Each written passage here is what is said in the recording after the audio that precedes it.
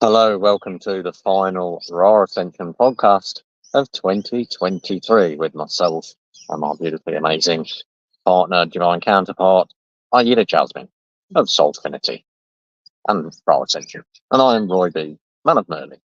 Welcome.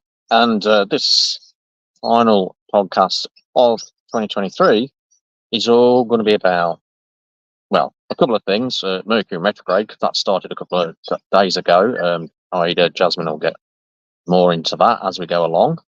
And also, because we've noticed that a lot of people have been booking in lately to get house cleanings done. So we thought we'd do a bit of do's and don'ts on energetic house cleaning, because we've seen a lot of it on Facebook posts, people asking for house cleansing and a lot of people chipping in, and a lot of it's, well, you can't say wrong. However, there are some key pointers to do in a really full-on energetic house clean. So we're going to get into do's and don'ts about that. But before we get into that, I'll introduce you to Aida, and so she can say hello too. Hello, beloved, and thank you, my love. Yes, absolutely. So, really excited about this time of year. So, a lot of people are winding down.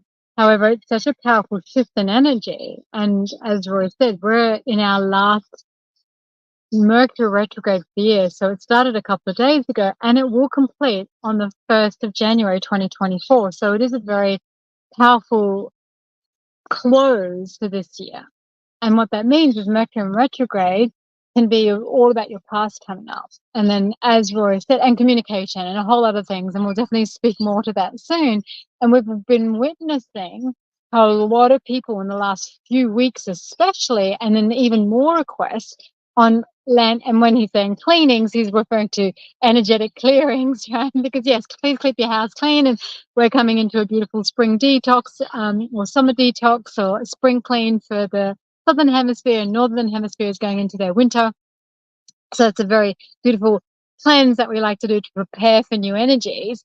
And so too shall we do with our space. And whilst you might like to give it a good scrub, especially if you've just taken over a new home or wanting to shift some energy and clear out energies for 2023, we've had a lot of people reach out for home clearings, energy clearings, land clearings, personal clearings, and karmic clearings. So a lot of this is coming up at this time, and so much required because the elevation of the planet, and as Mother Earth and as the conscious collective elevates and ascends, then a lot of these lower vibrational energies. And we were talking earlier about how so much stuff is coming out in the media of all these, and I'm going to say the word satanic rituals that are just prevalent in social media, prevalent with, singers and big games and big shows performing.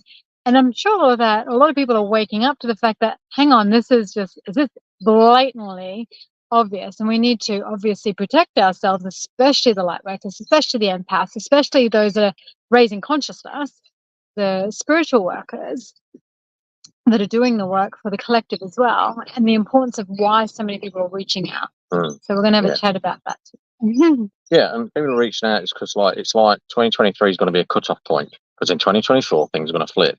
Like all this negative stuff, all the bad, what people consider bad in the opposite to good, it's like it's going to start like where people used to, like bad people used to get away with things. Next year is not going to be the case.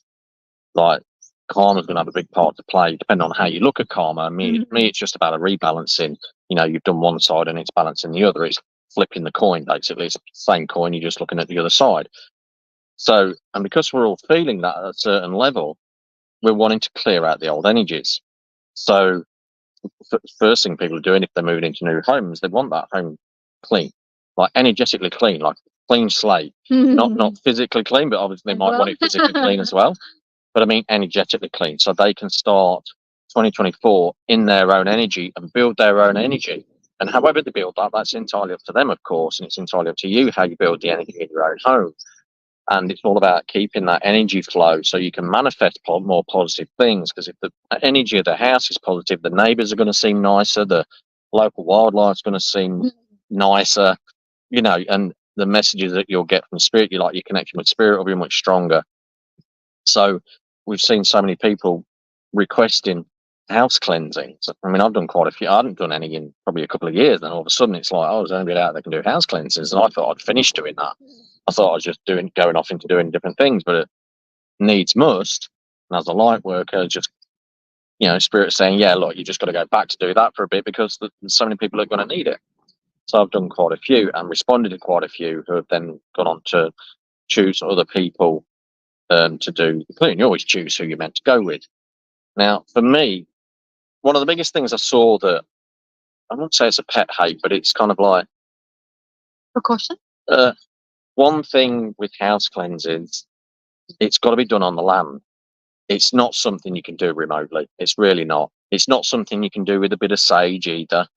To do a full-on, proper, deep house cleanse where it's clean slate, all entities, all energies, everything gone, so the house feels like a brand new house and it's almost like new car smell in there, but with sage. Has to be done with the person who's doing it, whether it's a shaman, a healer, a wizard, a witch. Has to be done in person. You simply cannot do a house cleanse distantly, and anyone who professes to do so doesn't really know how to do a house cleanse. And I'm going to call that like at a certain level. Yeah. Look, if you want it really done properly, it's full on. Because the way we was talking about it earlier, and the way I said that we come up with this analogy, it's like the police calling up the house where there's a robber and speaking to the robber on the phone saying, right, we're not coming round, but we want you to leave anyway because we're the police. The robbers aren't going to do that. But if they know you're not coming round, they ain't going anywhere. So if you feel you've got an energy or an entity there, they ain't going anywhere if you're not turning up. Because the thing is, we come there with our spirit team and our spirit tools that are highly attuned to us. A proper house cleanser is actually quite specialised they've trained themselves to be very specialised. They have a very strong team. They know how to work with the shadow realm. They know how to banish things from the shadow realm. They actually have permission to banish things from the shadow realm. See, that's another thing that a lot of people that think they can just do a house cleanse with a bunch of sage. I don't know who their gatekeepers are. I don't know who their spirit guides are. So then they might end up with something attached because they don't know who their protectors are. And if you don't call your protectors in, even though they're there to protect you, they're also there to teach you. So they're putting themselves at risk of a entity attachment too. Whereas if you go in there with your full team of light, that that they're going to hide, they're going to run, you'll be able to cleanse the property properly and the land, because at the end of the day, it's the land holding the resonance. Now, sometimes you might even have to go as far as activating geomancy, and some people don't even know what that is. When you're putting specialised tools in the north, east, south, and west of the property to cleanse the land before you even then start on the actual inner building itself. There's all those things that a specialised house cleanser and someone specialised shaman that knows all these things, that's had 10, 20, 30 years experience of knowing all the different realms, knowing what realms these beings can come from, whether they're negative, positive, or indifferent. Because to be perfectly honest, out of all the house cleansings I've done over the years, 99% of the 80% of the time, it's just someone's family member, and they're just trying to grab someone's attention. So it's rarely something nefarious. So, and we've dealt with them too. Yes, and I've dealt with nefarious things too. So it's interesting. So if people, if they say, well, you can do it remotely with a bit of sage, just let them go. Say, okay, thanks for the advice. I'll take that on board, and then go and contact someone that's willing to come to you. So that also means that if you want a house cleansing done, you've got to go to someone local. Someone who's willing to. You've got to go, and it's also worth the investment because you're cleansing your house from start to finish. Because you've got to think how many people, even a brand new house, has had countless workmen on it, countless tradies delivering, countless energies moving in and out of it, let alone what might be connected to that piece of land specifically. So this is why house cleansing is a much more in-depth experience than what a lot of people realize. Well, a lot of spiritual people, they think because they've been saging their house day in, day out for 10 years, they know how to do a house cleanse. All they've been doing is just general maintenance on the place they live. I've gone to specific properties. I've been invited to do an actual mental home next year. So when people recognize that level where you're at and invite you to do those kinds of things, it just shows the level, it just confirms and reaffirms and gives you confidence of the level you're at. So that's just one bit that's taken us like 8 minutes to explain that you can't do it remotely. And that's just the house. So that's just one part of it, let alone the big garden or anything like that, and the geomancy side and everything else. So that just shows you how in depth house, and it should take at least one, depends on the size of property, but you know, we can't even say what's a medium-sized property. Let's say, like in Australia, all properties are so many different sizes. But if you take, like, let's say, a 4-bedroom, 3-bath with a 1 acre property, that's going to take 2.5 to 3 hours potentially to do a proper cleanse. You know, and you'll go through about half a bunch of sage, rock salt, coining your team in, other tools, everything, sound bowls, everything, singing, you know, tuning forks, everything. You know, a good house cleanser will take a lot of different tools. Courses for courses, and you don't know how many courses are in that particular home. There's some thunder in the background. So I don't know how much longer we'll have left for. We will continue until it pours down, and that's a beautiful response to the energies that Mother Nature's wanting to clear and cleanse too. So the important thing with factoring, it's like you were saying about sage. So if we do encourage you saging your home, that's likening to brushing your teeth twice a day. You brush your teeth twice a day, but you still go visit your dentist for a thorough clean. And I would highly recommend doing a thorough cleanse of your home, energetically, mentally, emotionally, physically, spiritually, financially, sexually, of your home and of your space every year. Or whenever you start to feel the energy shift, or whenever you start to feel that you're up leveling or the ascension, or you've had a dark night of the soul, it's a perfect time, seasons, to really give your home another good energetic cleanse, and calling in experienced shamans, experienced wizards and witches that can do this for you. And I also work with someone who has been through the priesthood, funnily enough, and he's spoken to me a lot about this, and he brings a sensitive along, who he calls a sensitive, which is called a psychic, right, to feel the energies. And he even says he's got a mask of tools. He's got to bring in the highest order, to him is God, source to energy, right? And we've had many conversations. I love speaking to many different ways in which people have done clearings and things, and even his attention to detail is phenomenal, and his take on how, you know, even he feels like he's got his limit and who he can and cannot face, and who he chooses to want to do clearings for.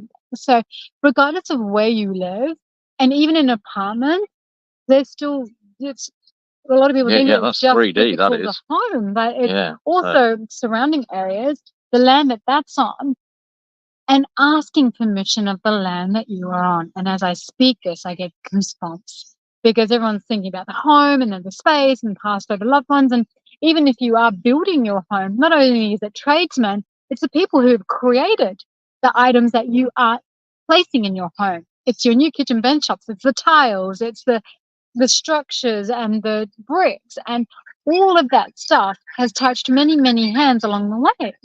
So this all requires this beautiful energetic cleansing. And we've been driving around through the Gold Coast and parts, and we've even stopped and had to do land clearings, and we've taken along tools, and we've even blessed the land and then left crystals and gridded behind to go, this land required this of us.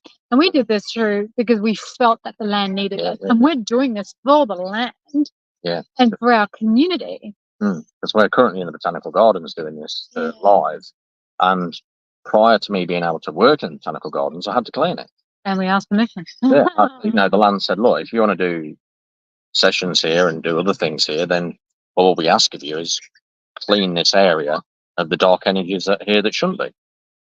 And so that's what I did. Brought the tools along and did what I needed to do out of, you know, a whole public area. Because a lot of public areas, you know, a lot of people walking through that bring their daily troubles, and the trees tend to deal with that. And you think about a house, well, it's got connection to the tree realm, it's got a connection to the rock realms, and all the different elements that Mother Nature provides so that house can be built, that we rarely think about to honour.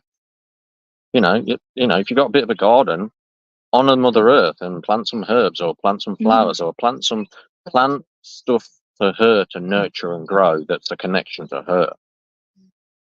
And even the tiniest of gardens can have a little small planter pot. You can grow just a small, get one of those plants where this big, just grow that. That's, sometimes that's all that's needed. And Australia tends to have much bigger gardens. So then the other aspect of this is your own personal care and your own personal space and your own spiritual hygiene. That is so important.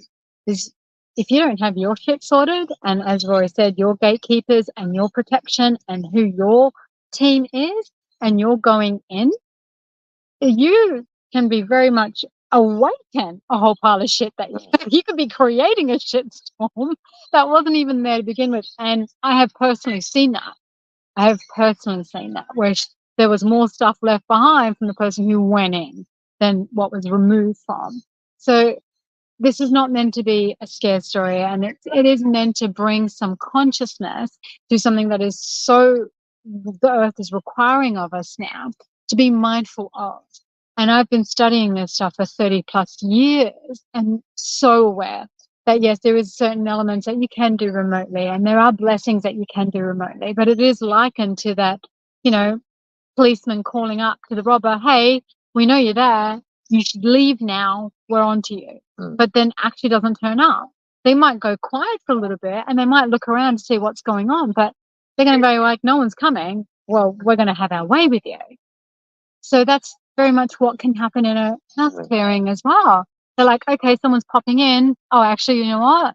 They're just going to blow some smoke up my butt, quite literally with some sage.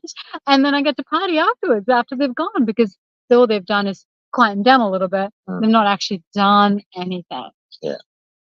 Yeah. And it's an interesting realm as well. And to be fair, there's a lot of things in the spiritual realm that a lot of people misunderstand or think they can do it easily. And the thing with the spiritual industry, we're like any other industry. There's levels, or there's people that think they can do it. There's people that pretend they do it so they get money from others. It's no different to the plumbers. It's just, that's human nature, really. But the thing with the spiritual industry, your bosses know what you're doing 24/7. They know your levels. They know your purpose. And anybody with half decent intuition, as long as you use that when choosing a person to help cleanse either yourself, because if you feel you got something attached and you don't feel capable of getting rid of it, you tune in and pick this person you're drawn to, not the cheapest. 100%. Because if you go to the cheapest, even in this industry, you get what you pay for. Oh my God, so true. Oh my God, we charge what we charge because we know our worth, and yes, we also allow this element of we've still got to stay competitive, but we're still you'll actually find that most really experienced spiritual people massively undercharge simply because they have to. Otherwise, if they charge their true worth, nobody would be able to afford. We want to be of service. Yeah, we want to be of service as well. So there's balance there, but ultimately, be careful what you pay for. Still apply, because the challenge with the spiritual is people, because they don't fully understand it, people want it for free. And it's like, you think about a doctor trains for 5 or 6 years, a plumber trains for 2 years, an electrician trains for anywhere between 3 and 5 years, depending on what discipline they take after the basic training. And I know that because I'm an ex-electrician. So if they want to go beyond that, there's a few bit more. But at the end of the day, you're still looking 5 or 6 years. Currently, I've been training 40 years. That's my experience of helping others, of doing readings, of tuning into the universe, of learning life lessons to help, going through challenging times in life, through bad relationships, car crashes, all these things. Those are the lessons that's like the college. Mother Earth is like a giant university for most spiritual people. That's what you're paying for. You're paying for the ones that have moved beyond it, know how to work with their shadow, know how to shift beyond it, know how to manifest, have done all these things and are still learning. And I'm just still doing readings like they were 30 years ago. How I was reading 30 years ago looks nothing like how I read now. And how I'm reading in 10 years' time will look nothing like how I read now. It's evolution. The real top, it's just like every other industry. The real top ones evolve, work on themselves, and don't stand still. not afraid to invest time, money, energy, and effort, right? And that's the most valuable thing, because you want someone who is constantly learning. Mm.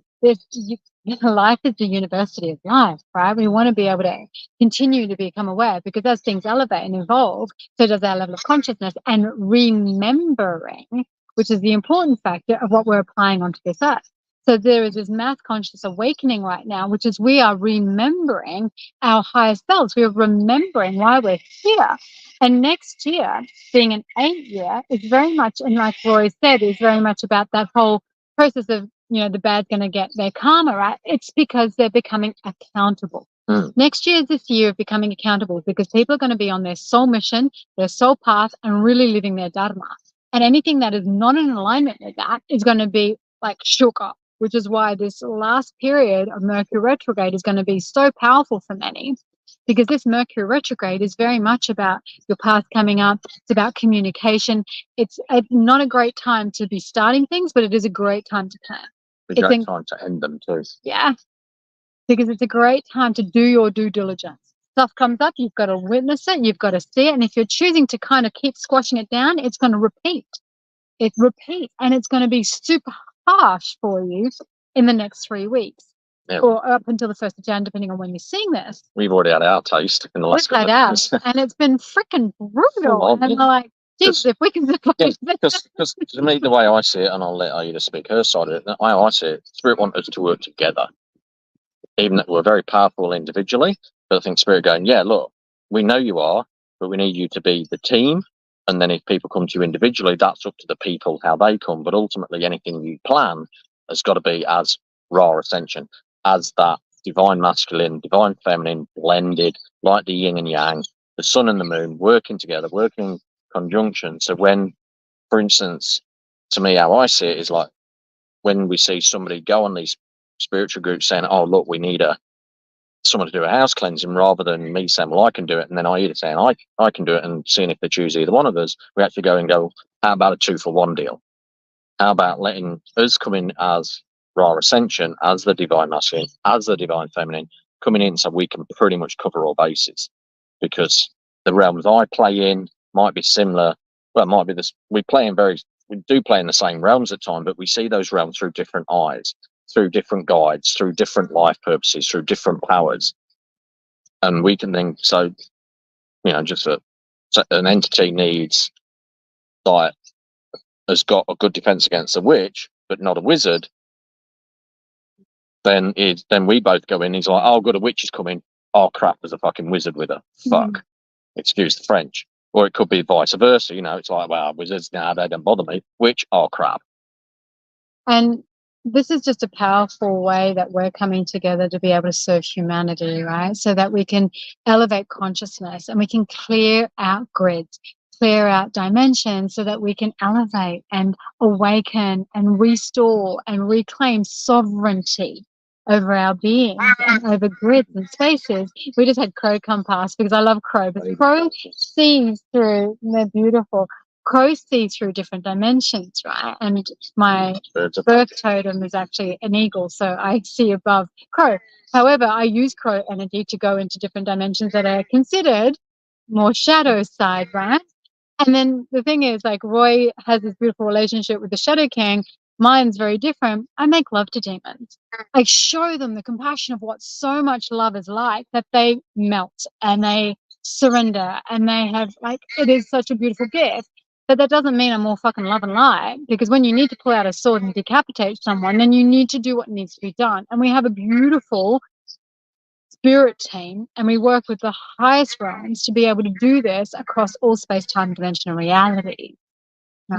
And coming at it together, we're able to serve more and elevate and bring that beautiful femininity and masculinity, where we are love and light, but we take no shit either. And that's a beautiful blend that people profess to have, but actually just don't know where they cross. They're like, oh, you can't just sprinkle love and light on everything and pretend that, putting stardust on them. I was thinking putting stardust or icing sugar on a mud cake, but that's actually a thing, right? But I was actually thinking of mud. Until you can't put it on shit and pretend it's a cake, right? Yeah, no, there's that saying, you can, You can't sugarcoat shit because I'm not Willy profess it to Wonka. be chocolate. Something like that. I know there'll be someone out there who will know But that then saying. that's how entities come through. They are sugar-coated and they pretend to be love and light. They really got it. Apparently the devil came through as a snake to tempt Eve. But then it's like, okay, cool, whatever worked. But it's like we see through that shit. We see through it, and then we give them an opportunity to sort their stuff out, and like it is not tolerated. I know who your boss is, and he's given me permission, just so you know. That's another thing. Permission from all of the realms to be working with them. Because if you go in wanting to banish whatever it is, you're not in any way, shape, or form. That's ego. That's spiritual ego, because you're going, well, I'm powerful enough I can banish it, but what you've got to find out, everything in the universe, physically and energetically, has a purpose. So it's about finding the purpose of whatever's there, because it might still have a positive purpose for the people that have just moved in, the people who have been living there for a while. Banishing granddad. Exactly, yeah. Or it could be that they need that negative guide around them because they need to be taken into their beginnings of their dark night of the soul. Your guardian angel won't lead you into a dark night of the soul, but a negative angel, your dark angel will, if you want to use that term. I'll use negative guides, but whatever, doesn't matter. It is. You've kind of got your angel and your devil on your shoulders. They're both guides, and they both lead you into places that you need to go for the development and the evolution of your soul and your human. Both are needed. So both are needed. So if you go banish one, it ain't going to go, and you're just wasting your energy. And then you're looking at it from the wrong perspective, and then that person's going, you didn't do the job, they didn't go. But if you go there, and with me and Aida, we'll go there, we'll talk to whatever the energy is, we'll find out its purpose, find out why it's there, and then we'll convey that to the client. And then we'll say, look, this is why this could be a demon, it could be a granddad, a grandma, a child that used to live on that property. It's like, this is what's here right now. This is its purpose. It's here till December the 23rd, then it's off. So I'm not going to do anything, but what you're paying for is my knowledge, so you're at peace. And that's what we provide. We provide peace. And however that comes and looks, that's what a house clearer should do. Mm-hmm. They go there with the intention to create peace and be open to perform, do, share the knowledge, actions, and all those things necessary to create that peace within the person who's called upon you to help, support, and assist in the house cleansing. And the last few I've done, every time they've said, oh, well, I wasn't expecting that. Oh, I thought it'd be completely different. I thought it'd be coming here waving sage and doing this and chanting and banking and stuff like that. And then basically just give me information for like an hour and a half, and then I'm at peace. And I've never slept so peacefully for months leading up to this. And then the first night before we even arrived, I've had the best night of sleep in my life. Like, yeah, because I sent my team over prior to just watch over the house.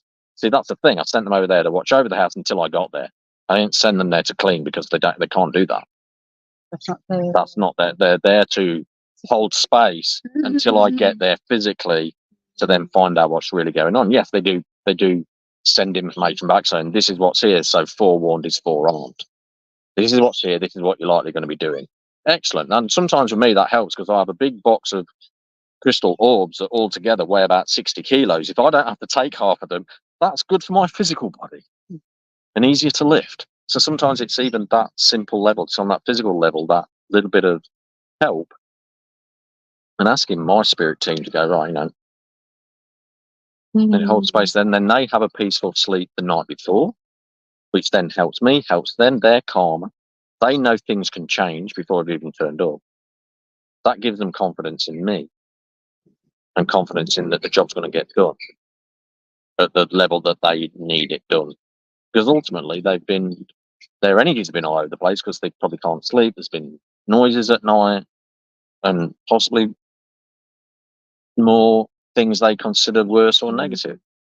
And they'll also guide you what to do moving forward.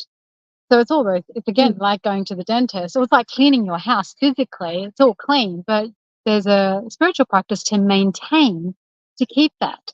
So a good guide will also tell you like spiritual boundaries. What boundaries do you need to put in place? What rituals you'll need to continue to do to maintain the cleanliness of the home and of the space. Because if you're someone who continues to go out, drink, do or party, whatever, do all sorts of things, and like watch horror movies and open your home again to all of this stuff, well, welcome back. Yeah, it's like you've just opened the door again and allowed it all back in. It's like having a car that you constantly race with that's not designed to race with, and you thrash the hell out of it, and then it breaks down, then you get it repaired, and then you just go and do the same thing again, and then wonder why it breaks down again 2 weeks later. It's like because you're not doing what's necessary to keep it running how it should be running. Not maintaining the respect of your home, which is also of your physical body. Yeah. So we were going to get into Mercury Retrograde, but it's I think it's about to pelt. and I did sense that you may have heard it on the video. One of the in Australia get these sulfur crystal cores that really like make a horrible sound when they. I think that was the nature saying you need to start wrapping this up, and that was about 5 minutes ago. And I feel it's sort of holding it off, going, okay, we've given you 5 minutes, time to wrap it up. Mercury Retrograde till the 1st Jan, no coincidence that's coming to clear.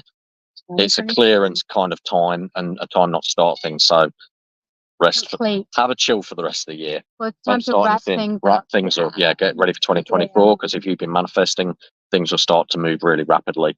We'll do another video on that when it's less stormy. Thanks for watching. Appreciate it. Remember to like and subscribe. Please share this too. And share it. There'll be many beings on your feed that would find this valuable and useful. Yeah. And we're all about education. Education is also the awareness. So that's the most important part. And if you're located northern New South Wales, Gold Coast, southern Brisbane, and you need a house cleansing, get 2 for 1. Yeah. Right. Peace out, Pete. Thanks a lot. Take care. Namaste.